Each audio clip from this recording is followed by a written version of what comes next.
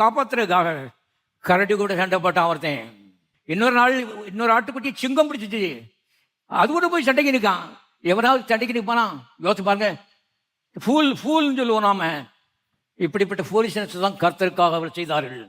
அதான் கர்த்தர் பார்த்தார், நீ குப்பையில் இருக்கக்கூடாது, நீ ஆட்டுக்கு பின்னால் போகக்கூடாது, நீ சிங்காசனத்தில் உட்கார்ந்துருக்கணும், 30 லட்சம் ஜனத்தை மேய்க்கணும், உனக்கு தலையில் கிரீடம் வச்சிருக்கணும், சௌகரியமும் வசதியிலும் ஆசீர்வாதம் உடைய வாழ்க்கையில் பொங்கி வழியணும், நீ அநேருக்கு ஆசீர்வாதமாக இருக்க வேண்டும் என்று கர்த்தர் திட்டமிட்டு அருமையானவர்களே மெய்ப்பனை ராஜாவாக்கினார். மெய்ப்பன் ராஜாவாக இருக்கிறது அது இம்பாசிபிலிட்டியிலையும் பெரிய இம்பாசிபிலிட்டி. நடக்கக்கூடாத ஒரு சம்பவம், ஒரு சரித்திரத்திலையும் அந்த மாதிரி நடந்ததில்லை. ஆனால் இங்கே ஒரு மெய்ப்பன் அருமையானவர்களே தகப்பனாலே ஒதுக்கப்பட்டவன், அவனை ஆள் அனுப்பி அவனை ராஜாவாக்குறார் கர்த்தர். ஏன் தெரியுமா? அப்படிப்பட்ட உள்ளம்